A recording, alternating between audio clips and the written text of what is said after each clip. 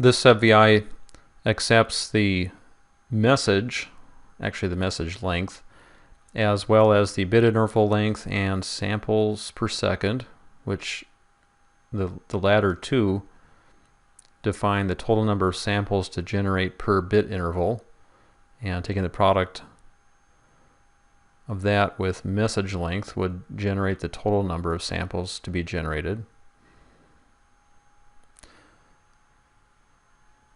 And what we need is a Boolean array for the output, in which we have essentially an impulse train. So it would generate a true value at the beginning of the interval, and then as each new bit interval begins, then we would generate another true value. So mostly the output array is going to be filled with false, and occasionally then it will have a true value. Now the upsample VI is very helpful at this point. We see that it accepts an input sequence and then inserts zeros into that sequence, which is exactly what we need.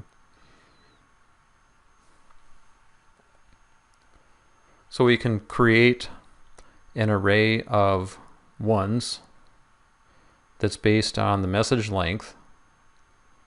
So for example, if we have 10 bits in our message, we now have an array of 10 elements of 1, and passing that into upsample will then automatically stretch out those ones and then fill in with zeros. Let's see if we can take a look at how that works.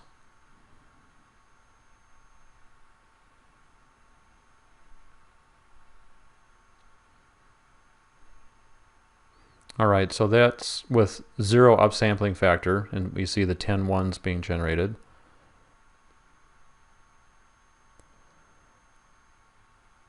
Upsampling factor needs to be the same thing as our samples per bit. And now here we see the 1 being generated, another 1, and then all being, everything else in between then is zeros. So that's exactly what we need in terms of the general behavior. Since we need to generate that as a Boolean data type, we can simply check to see if the value is not equal to 0, then that will generate the true in the right spot. And let's just confirm this to make sure that that works fine. All right, great. That basically takes care of what you would need to do for the start bit array.